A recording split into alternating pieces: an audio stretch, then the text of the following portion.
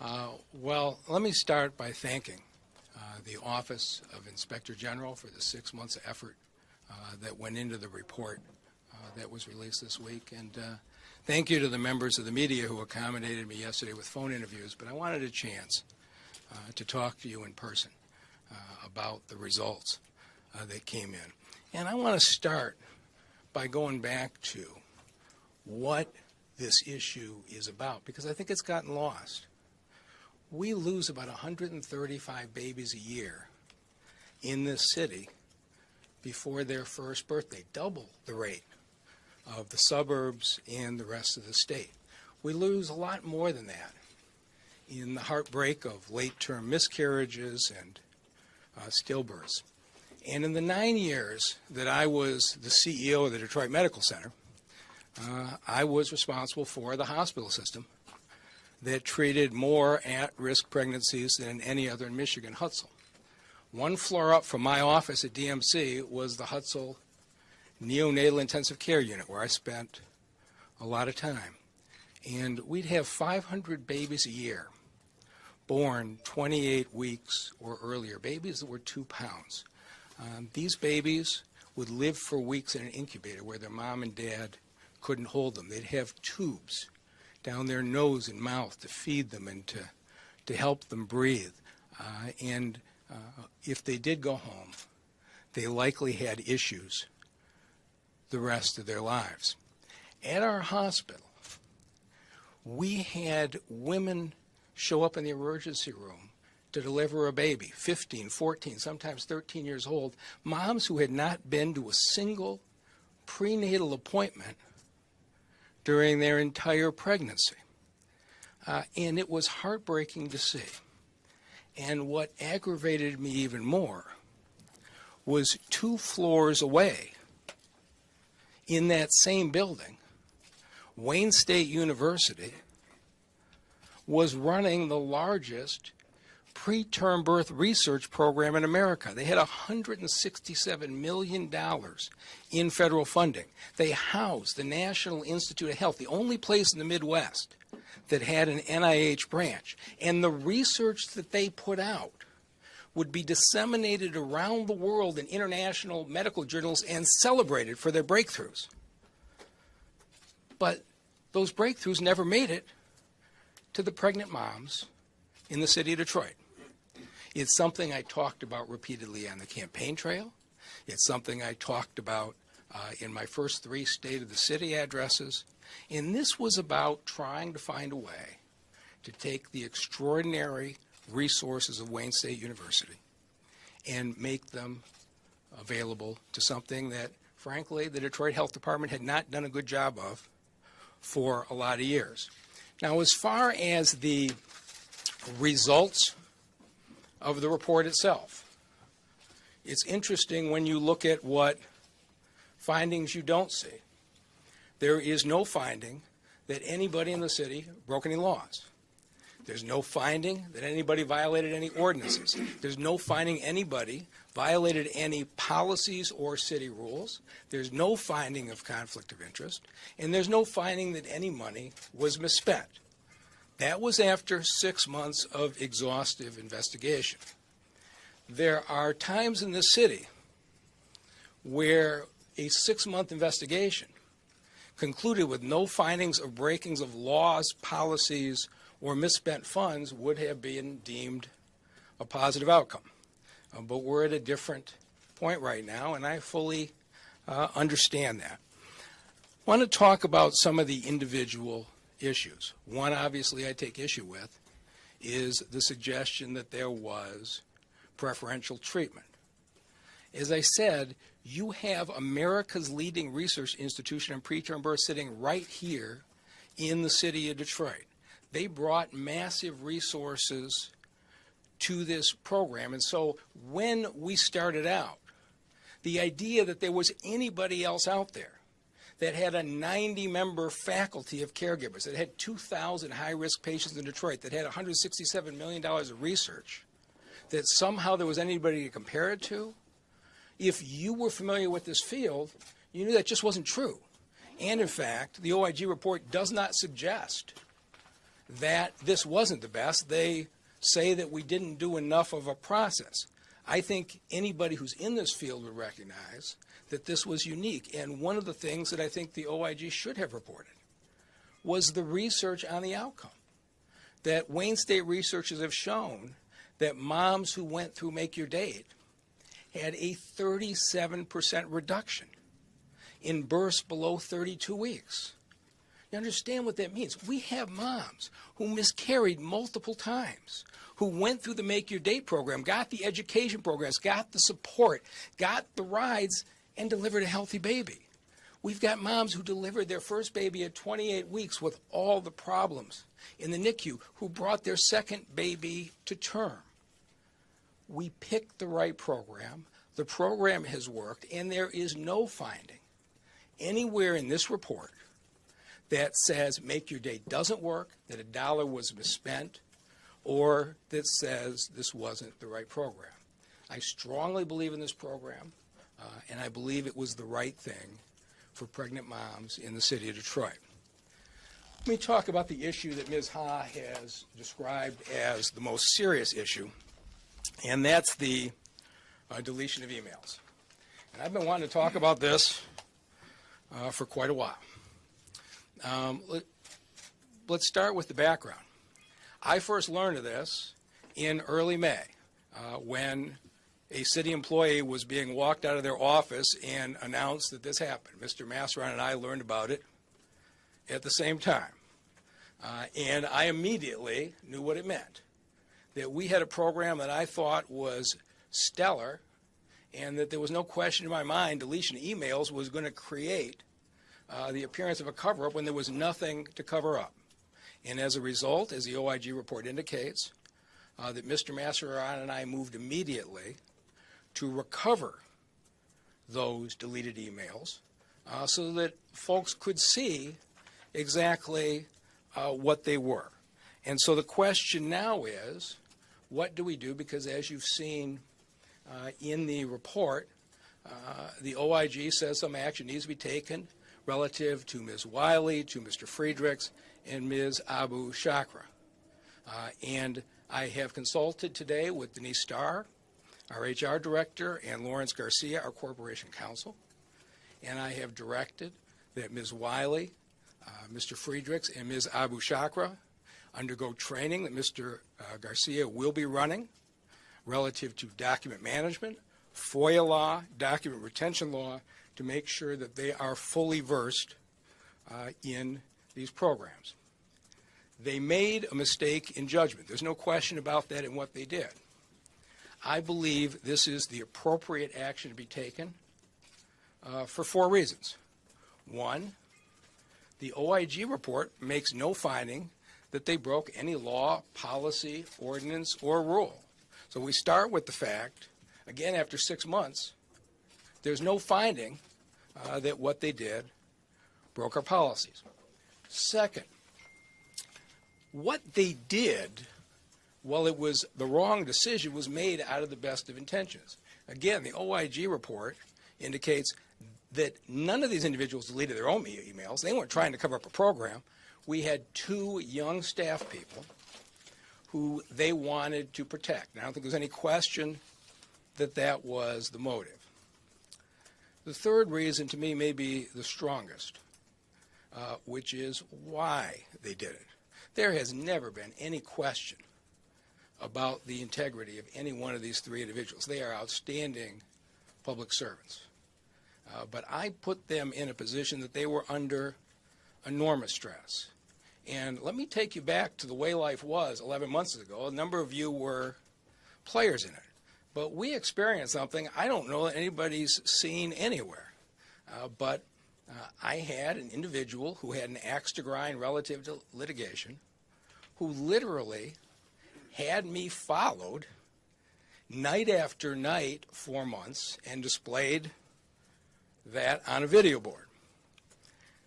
That was shocking, not just to me, but I think everybody around us.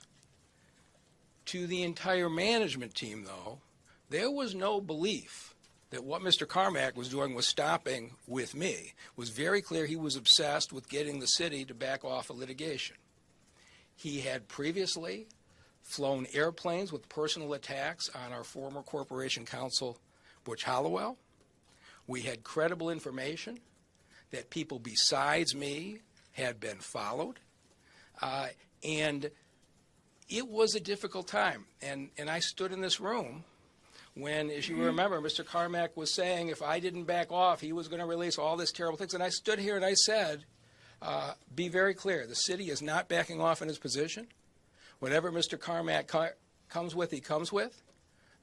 But we are not going to change what we're doing.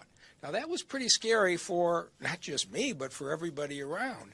And I had to bring the entire cabinet in.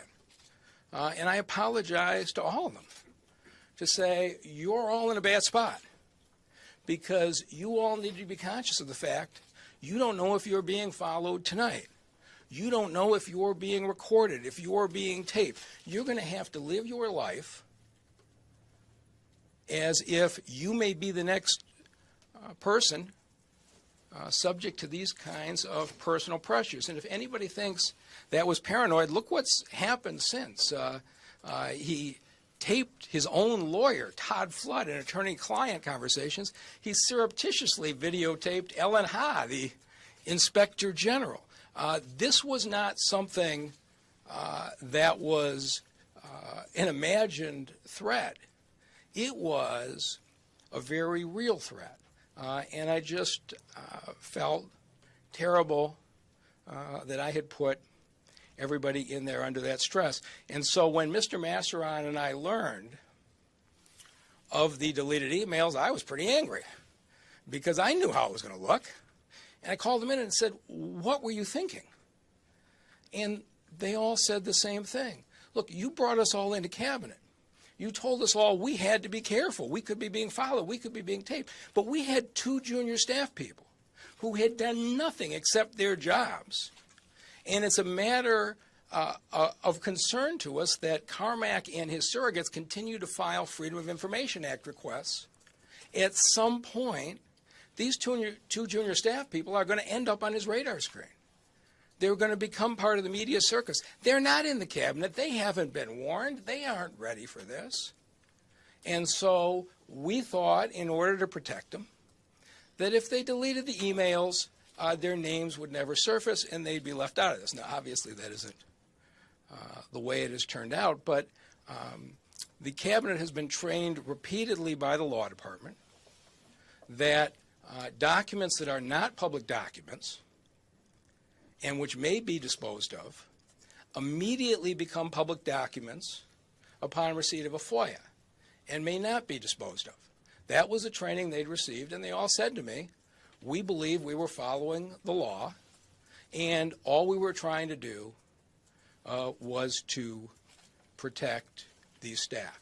The fact that they did not delete any of their own emails, I think, is incontrovertible evidence that their only issue was to protect the junior staff. I have one other issue that, in my mind, and the OIG staff did a huge amount of work.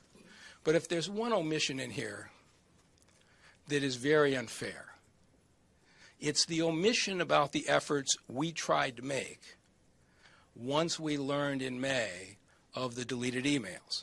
That after Mr. Masseron had recovered what we believed to have been substantially all of the emails, we then proceeded, long before there was any news coverage of this, we proceeded to go public ourselves with the fact they were deleted and to post all of the emails on the CFO's website. When Mr. Masseron advised the Inspector General that we were doing this, she gave him specific instructions not to do that. She indicated it could interfere with her investigation. We did not agree with that, but we're bound by the charter to follow her direction.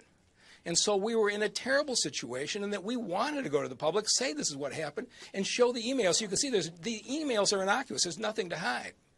We could not. A period of weeks later, Mr. Guillen contacted us and said, I have information that emails have been deleted. We said, this is exactly what we thought would happen. It's going to look like it came out. We again went to the Inspector General and said, we would like to put these emails out publicly now. And we were again instructed, Mr. Masseron was, that we couldn't do it. It was only when a Detroit News FOIA specifically for the deleted emails was due and was being turned over that the OIG acquiesced, and on that date we did in fact publish the emails. And I think anybody who's looked at them would tell you there's nothing in there that is in any way problematic. If the OIG felt that we shouldn't do it, that's her judgment. But to criticize us for a lack of transparency and not to cite the fact in the report that we attempted well before there was any media publicity on this issue to disclose this ourselves, I just don't think is fair. I think the public would have received this very differently if we had stood up ourselves without any media coverage and said that these folks made a mistaken judgment, we are correcting that mistaken judgment, and we're making the information available. But in any event, when I look at all of those factors, the bottom line is this. I believe that the retraining that I'm directing today for Ms. Wiley, Ms. Abu Shakra, and Mr. Friedrichs is the appropriate response for the actions that occurred. When I look at this, they never would have ordered anybody to delete emails if they weren't under the stress of this. And so I don't put most of the blame on them. I put most of the blame on me. And I think this is appropriate. Relative to the other recommendations, things like whether city employees can use personal email, should there be other selection processes, I've referred those issues to Mr. Garcia at the Law Department to evaluate those and to follow up with the OIG's office. There may be areas where we do modify our policies as a result of these recommendations, but we actually on those issues take our direction from the Law Department, but I'm optimistic that our Law Department and the OIG will end up in agreement on steps going forward. That's basically where we stand, and with that I'll take any questions. Was the Grace team doing anything wrong by sending emails about make your date? No.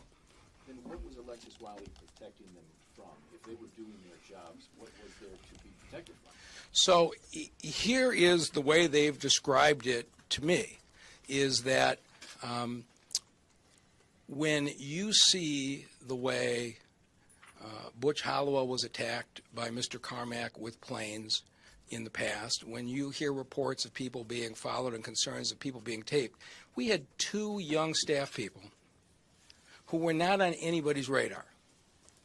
We were concerned at some point that they would get on Mr. Carmack's radar and would end up in this media circus. But you've read the emails. There's nothing in them of any consequence. They were trying to raise money for a good program. These staff didn't have any inside information.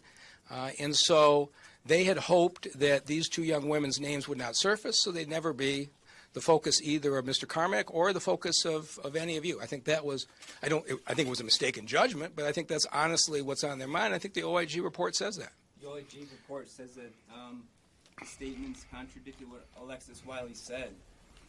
So there's an extensive fundraising effort by the city, and that's what the email said.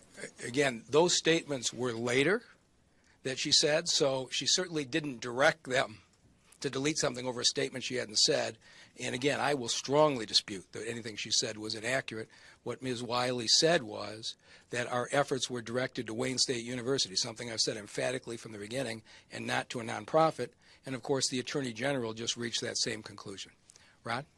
Well, that's where I was going. What is your confidence level about what the state is going to find and what the state is doing in this particular situation? Again, the State Attorney General did an excellent job in the review of the question of whether the nonprofit received money. You saw they issued the report a couple of weeks ago that the nonprofit had, in fact, properly gotten an exemption for not receiving or spending money. That was something that I think was a false accusation. They handled it appropriately.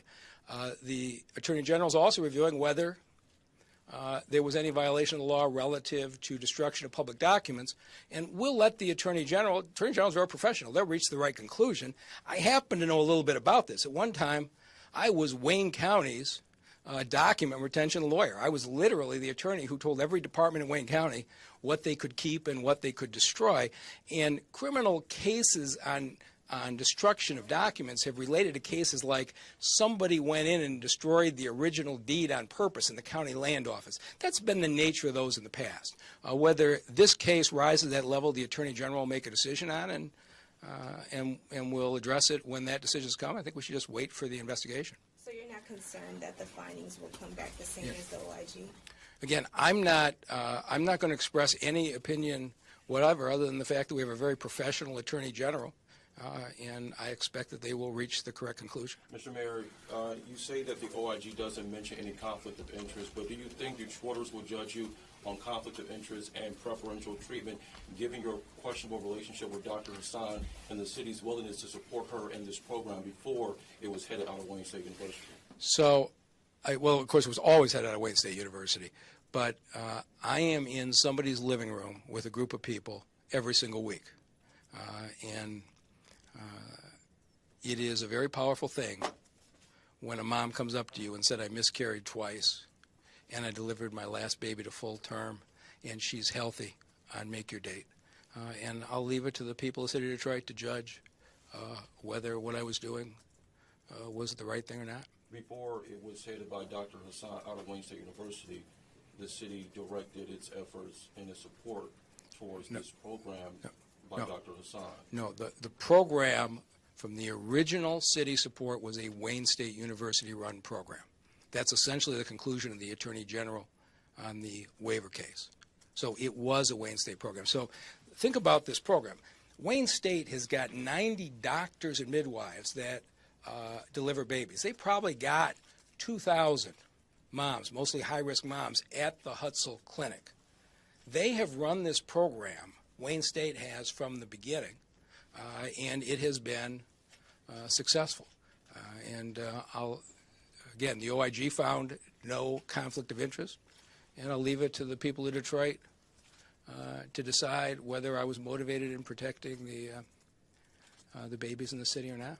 But in hindsight, do you believe you should have had a competitive process? I mean, look at the demolition program. When you have contracts, there's a bidding process. So why not for this effort? So the way the selection works for the local maternal and child health grants is that local health departments across this state make recommendations. The state health department approves those contracts. That is the selection process. That selection process was followed here and in 18 other cases. The largest entity that was awarded a contract under this program was the pediatric dental clinics, which got $600,000, almost double Make Your Date's funding. And there is no finding in the OIG report that suggests this did not follow the process. Now, should there be something different? I'm referring, again, as I said before, to Mr. Garcia to take a look to see. But it doesn't matter what process you run. There's nobody else with $167 million in federal funding that houses the NIH like Wayne State University. And so, I appreciate that somebody who's not an expert in this area might say, why didn't somebody else do this? But remember, Make Your Date hasn't gotten any city funding in more than 2 years. If there are all these other alternate programs out there, why haven't they emerged? But I feel confident most people will appreciate the significance that Wayne State University was unique. Yes. Order originated with your chief of staff, and since then she offered contradictory statements about it. She hasn't admitted to even issuing the order. What kind of message does that send to the public in terms of trust when you fail to discipline this person and, moreover, keep them on staff? Again, I'll go by the finding that was in the report. But it's clear to me that Ms. Wiley and Mr. Friedrichs and Ms. Abu Shakra all discussed the issue and all believe they were doing nothing wrong in protecting these young women. And I'll say this again. There is no chance these people would have ordered any emails deleted if we hadn't had this atmosphere where they felt they had to protect their staff. Their claim that they were just protecting junior staffers was the fact that FOIAs were filed before the first order to delete emails and before the second order. Again, you need to look more carefully at the report. It says specifically, no FOIAs for these documents were filed. But generally speaking, FOIAs were filed into this program. Right. So how do you... Again, I'm saying this as clearly as I can. No document was ever deleted for which a FOIA had been filed. Didn't happen. OIG said it was likely any reasonable person would know that that was coming. And so, again, and the OIG also doesn't find any violation of a policy because They the didn't examine law, that part of it. She only examined. okay, but the law is that, and this is something that our staff has been trained on repeatedly by the law department, that documents are not public documents. It's entirely possible documents are not public documents. The day you receive a FOIA, they legally become public documents. That's the law. They're also public documents when city workers are exchanging Again, that's- emails about city business. Again, that's, I don't believe that's consistent with the law, but the Attorney General will decide that. Not the law. You're saying that you believe wholeheartedly that none of these staffers were motivated by the inquiries regarding this program. I think the staffers were motivated by nothing except protecting the junior staff from the media circus. Whether it was Carmack, whether it was media attention, I don't believe there's any evidence. They didn't delete any of their own emails. They weren't trying to protect themselves. Mr. Mayor, you were a former prosecutor. Right. When you were investigating someone who you found out was actively ordering that evidence be destroyed, did you ever find that they did so with good intentions? I would say this. When I was the prosecutor and we completed an analysis, if we found that the individual didn't break the law and didn't break the ordinance, that was the conclusion. We didn't then go on to say, but there's a whole bunch of things they did that I don't agree with. So this does not in any way relate to what a prosecutor would do. But I think you have to look in each individual instance as to what was the motive.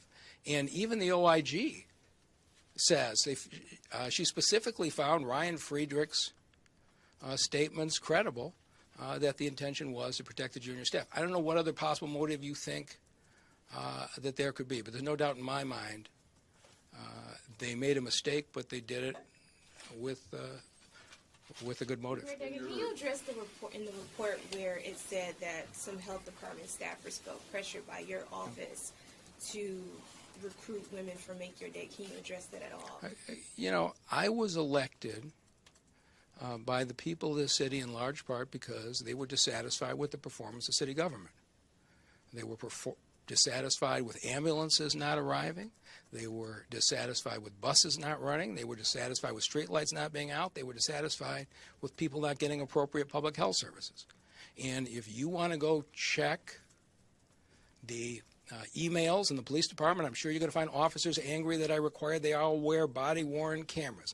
If you check the fire department, you're going to find that people are angry that we require they become medical first responders. If you FOIA the emails in the lighting department, you're going to find people who are angry that we got off of the old sodium lights and onto LED lights. To me, the fact that staff in this city did not want to do business in a different way, to me, that's the nature of what I've done. Employees said they felt as if they were feeding women essentially into Make Your Day. Again, there's no finding that anything was done that violated any rules or policies, and I'll stick with that. So, Mr. Mayor, you understand the optics. There's a saying that, you know, the cover-up is bigger than the crime here.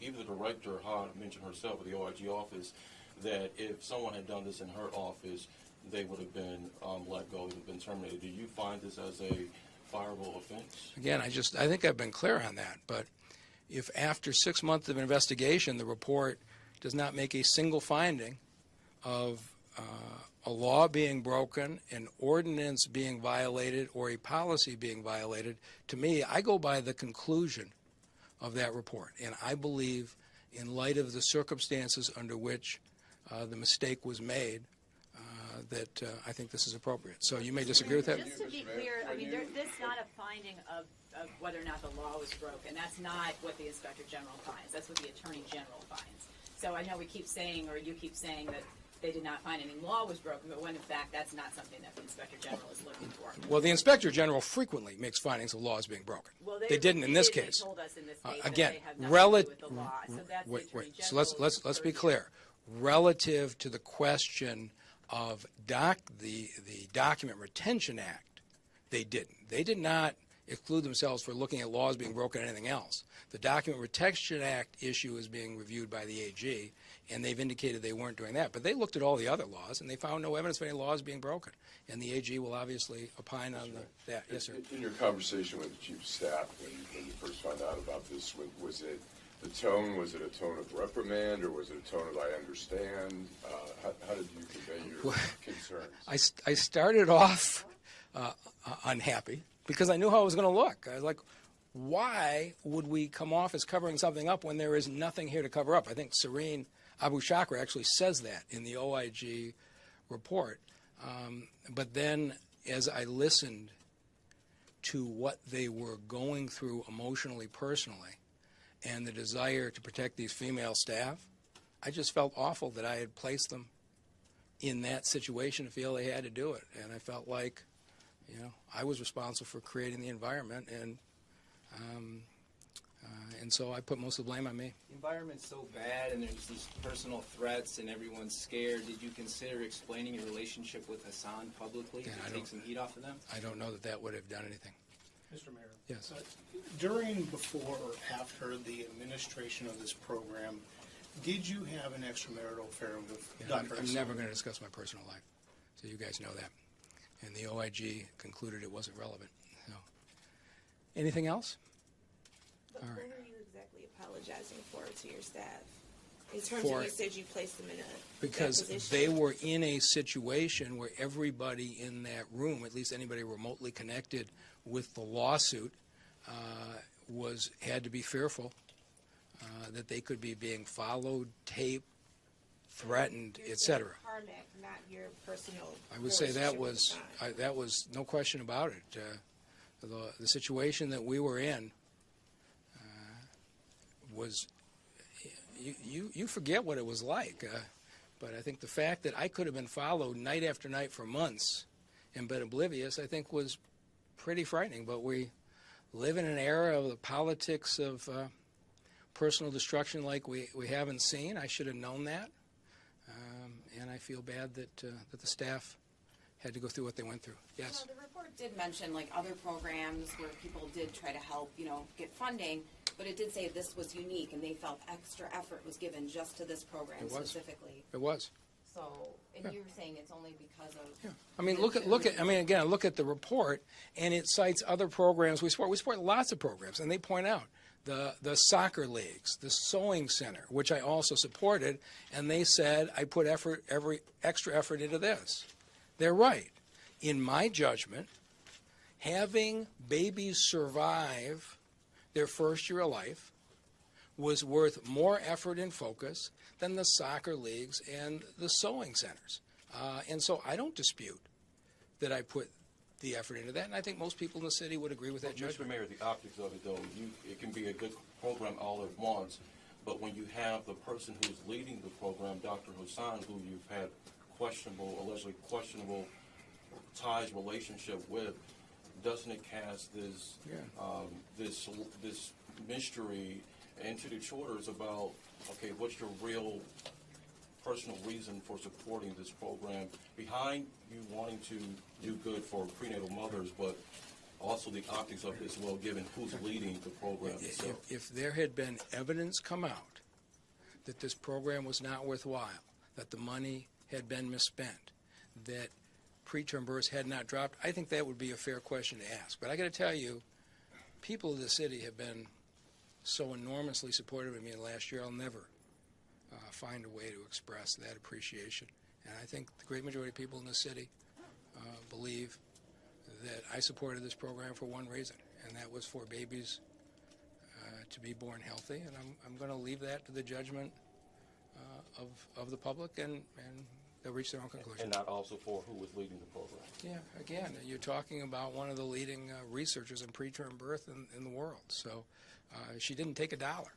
So again, public will make its own judgment. You guys will make your own judgment, and I'll live with that judgment. Can you explain Alexis Wiley's role in general in handling media FOIA requests?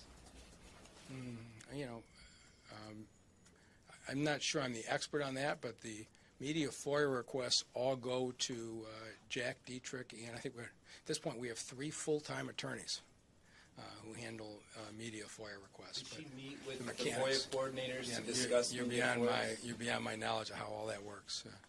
So I don't know. Can you guys provide that afterwards? I'm sure. All right. Thank you all very much. Thanks, Mayor.